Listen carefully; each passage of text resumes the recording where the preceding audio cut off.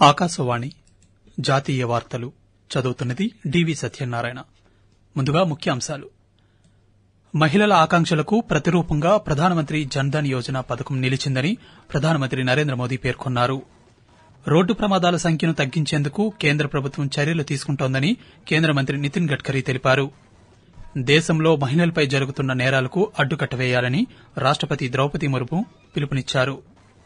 దేశంలో కొత్తగా 12 పారిశ్రామిక నగరాలను ఏర్పాటు చేస్తున్నామని కేంద్ర సమాచార ప్రసార శాఖ మంత్రి అశ్విని వైష్ణవ్ వెల్లడించారు.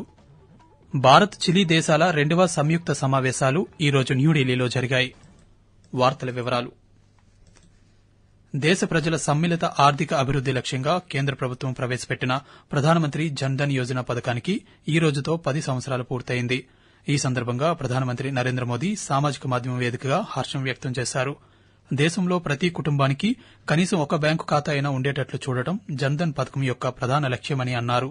జాతీయ ప్రజాస్వామ్య కూటమి ప్రభుత్వం అధికారంలోకి రాకముందు వరకు దాదాపు ఎన్నో సామాన్య కుటుంబాలకు బ్యాంకింగ్ సేవలు అందుబాటులో లేవని నరేంద్ర మోదీ గుర్తు చేశారు. ఈ నేపథ్యంలో ప్రధానమంత్రి జన్ధన్ యోజన పథకాన్ని అమలు చేశామని తెలిపారు. సమ్మిళిత ఆర్థికాభివృద్ది పెంపొందించడంతో పాటు కోట్లాది మందికి ముఖ్యంగా మహిళలు, యువత, అణగారిన వర్గాలకు గౌరవాన్ని అందించడంలో ఈ పథకం అత్యంత ముఖ్యమైనదని ప్రధానమంత్రి అన్నారు. ఇది దేశ ప్రజల గౌరవం, సాధికారత, దేశ ఆర్థిక వ్యవస్థను వృద్దిబాటలో నడిపేందుకు ఎంతో ఉపయోగపడిందని తెలిపారు.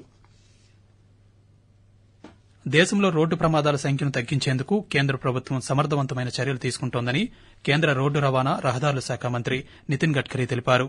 న్యూఢిల్లీలో ఈ రోజు జరిగిన FICCI road safety awards conclave 2024 6వ ఎడిషన్లో నితిన్ గడ్కరీ పాల్గొన్నారు.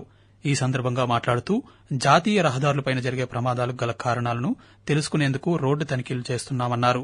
దేశంలో ఒక సంవత్సరానికి 5 లక్షల రోడ్డు ప్రమాదాలు జరుగుతున్నాయని, ఈ ప్రమాదాల్లో 1,50,000 మంది ప్రాణాలు కోల్పోతున్నారని నితిన్ గడ్కరీ తెలిపారు. ప్రభుత్వాల కృషితో పాటు ప్రజల్లో చైతన్యం ద్వారా రోడ్డు ప్రమాదాలను తగ్గించవచ్చని కేంద్ర మంత్రి పేర్కొంటూ हमारे देश में हर साल करीब 5 लाख एक्सीडेंट होते हैं और 1.5 लाख से ज्यादा मौतें होती है.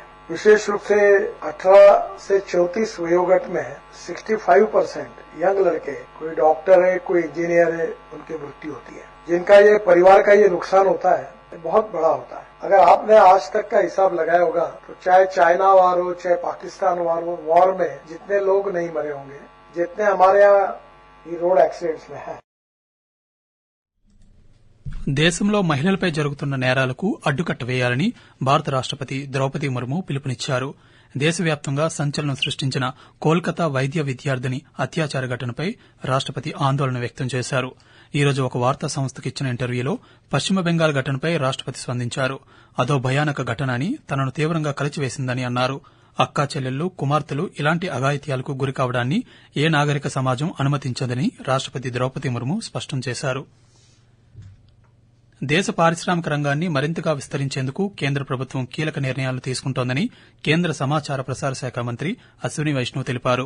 న్యూఢిల్లీలో ఈ రోజు జరిగిన కేంద్ర మంత్రివర్గ సమావేశం అనంతరం ఆయన పాతికేయులతో మాట్లాడుతూ national industrial corridor development programme కింద దేశంలో కొత్తగా 12 గ్రీన్ఫీల్డ్ ఇండస్ట్రియల్ స్మార్ట్ సిటీల ఏర్పాటుకు కేంద్ర మంత్రివర్గం ఆమోదించిందని వెల్లడించారు.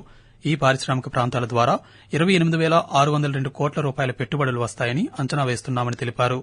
అదేవిధంగా ఈ ప్రాజెక్టుల వల్ల ప్రత్యక్షంగా 10 లక్షల మందికి, పరోక్షంగా 30 లక్షల మందికి ఉద్యోగ అవకాశాలు లభిస్తాయని కేంద్ర మంత్రి పేర్కొంటూ So there is a grand necklace around the entire country. देश के north, east, south, west, centre हर हिस्से को कवर करते हुए ये प्रोजेक्ट, और इसमें प्रोजेक्ट्स को डिजाइन करने के टाइम में इस चीज का बहुत विशेष ध्यान रखा जाता है कि वहां पे ट्रंक ट्रांसपोर्ट इंफ्रास्ट्रक्चर होना चाहिए. करीब 10 लाख डायरेक्ट जॉब्स और 30 लाख इनडायरेक्ट एम्प्लॉयमेंट पोटेंशियल इससे क्रिएट होगा. భద్రతా మండలిలో భారతదేశానికి శాశ్వత సభ్యత్వం కోసం మద్దతిచ్చినందుకు చిలీ దేశానికి కేంద్ర విదేశాంగ మంత్రి ఎస్ జయశంకర్ ధన్యవాదాలు తెలిపారు. భారత్ చిలీ దేశాల 2వ సంయుక్త సమావేశాలు ఈ రోజు న్యూఢిల్లీలో జరిగాయి. ఈ సందర్భంగా భారత విదేశాంగ మంత్రి డాక్టర్ ఎస్ జయశంకర్, చిలీ విదేశాంగ మంత్రి ఆల్బెర్టో వ్యాన్ క్లావెరన్ ఈ సమావేశాల్లో పాల్గొన్నారు. ఈ సందర్భంగా జయశంకర్ మాట్లాడుతూ లాటిన్ అమెరికా ప్రాంతంలో చిలీ భారతదేశానికి కీలక భాగస్వామిగా ఉందని పేర్కొన్నారు. దేశంలో 2030 నాటికి ఫార్మాస్యూటికల్ రంగం $130 బిలియన్ పరిశ్రమగా మారుతుందని కేంద్ర వాణిజ్య పరిశ్రమల శాఖ సహాయ మంత్రి జితిన్ ప్రసాద విశ్వాసం వ్యక్తం చేశారు. ప్రస్తుతం ఇది $55 బిలియన్ ఉందని ఆయన పేర్కొన్నారు. గ్రేటర్ నోయిడాలోని ఇండియా ఎక్స్పో మార్ట్లో 10వ అంతర్జాతీయ ఫార్మాస్యూటికల్ ఎగ్జిబిషన్ ను ఈరోజు ఆయన ప్రారంభించారు. ఈ సందర్భంగా మాట్లాడుతూ 2047 నాటికి దేశంలోని ఫార్మా పరిశ్రమను ప్రపంచంలో మొదటి స్థానంలో నిలిపేందుకు కృషి చేస్తున్నామని తెలిపారు. ప్రపంచంలోనే ఫార్మా రంగంలో భారతదేశం 3వ అతిపెద్ద పరిశ్రమగా ఉందని గుర్తు చేశారు. ఆకాశవాణి జాతీయ వార్తలు వింటున్నారు. గుజరాత్లో వరుసగా 4వ రోజు కూడా భారీ వర్షాలు పలు జిల్లాల్లో కురిశాయి. భారీ వర్షాలు, వరదల కారణంగా వేర్వేరు ఘటనల్లో గుజరాత్ వ్యాప్తంగా ఇప్పటివరకు 16 మంది ప్రాణాలు కోల్పోయారు. వరద ప్రాంతాల్లో ఎన్డీఆర్ఎఫ్, ఎస్డీఆర్ఎఫ్ సహాయక చర్యలు చేపట్టాయి. సుమారు 8,500 మందిని సురక్షిత ప్రాంతాలకు తరలించామని అధికార వర్గాలు తెలిపాయి. అలాగే వరదల కారణంగా పలు రైళ్లను రద్దు చేశారు. మరోవైపు ప్రధానమంత్రి నరేంద్ర మోదీ గుజరాత్లో ప్రస్తుత పరిస్థితులపై అధికారులను అడిగి తెలుసుకున్నారు. గుజరాత్ ముఖ్యమంత్రికి ప్రధానమంత్రి ఫోన్ చేసి అన్ని రకాల సాయం చేస్తామని హామీ ఇచ్చారు. అస్సాం ప్రజలకు సంబంధించిన ఆధార్ కార్డుల నమోదు విషయంలో కేంద్ర ప్రభుత్వం కీలక నిర్ణయం తీసుకుంది. ఆ రాష్ట్రానికి చెందిన 9,35,682 మంది పౌరుల బయోమెట్రిక్ వివరాలను అన్బ్లాక్ చేయాలని కేంద్ర హోం మంత్రిత్వ శాఖ ఉడాయ్ని ఆదేశించింది. ఈ మేరకు రిజిస్టార్ జనరల్ ఆఫ్ ఇండియా కార్యాలయం ఈ రోజు దీనిపై ఉత్తర్వులు జారీ చేసింది.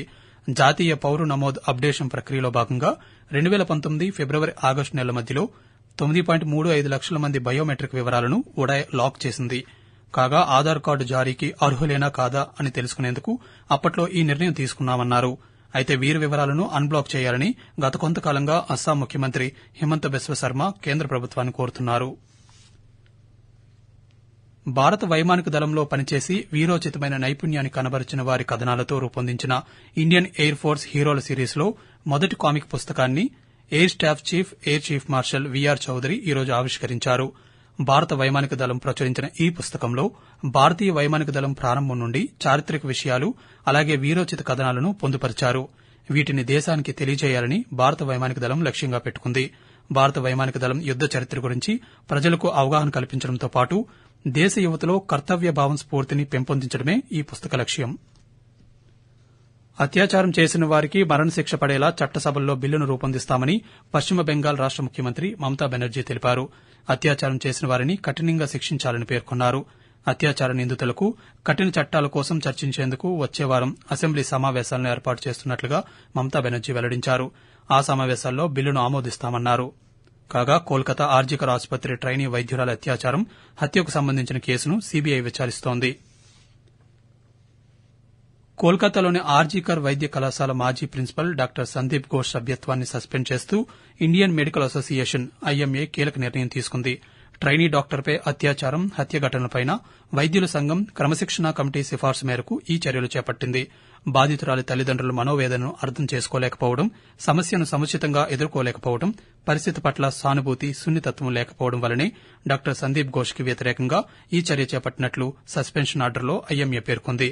కాగా పశ్చిమ బెంగాల్ శాఖతో పాటు కొన్ని వైద్య సంఘాలు సందీప్ ఘోష్పై చర్యలు తీసుకోవాలని డిమాండ్ చేసినట్లు ఐఎంఏ తెలిపింది. భారీ వర్షాలు కురుస్తున్నాయన్న వాతావరణ శాఖ హెచ్చరికల నేపథ్యంలో మిజోరాం రాష్టంలోని 4 జిల్లాల్లో పాఠశాలలను మూసివేయాలని ఆ రాష్ట ప్రభుత్వం ఆదేశించినట్లు అధికారులు తెలిపారు. జాతీయ వార్తలు ముగించే ముందు ముఖ్యాంశాలు మరోసారి. మహిళల ఆకాంక్షలకు ప్రతిరూపంగా ప్రధానమంత్రి జన్ ధన్ యోజన పథకం నిలిచిందని ప్రధానమంత్రి నరేంద్ర మోదీ పేర్కొన్నారు. రోడ్డు ప్రమాదాల సంఖ్యను తగ్గించేందుకు కేంద్ర ప్రభుత్వం చర్యలు తీసుకుంటోందని కేంద్ర మంత్రి నితిన్ గడ్కరీ తెలిపారు.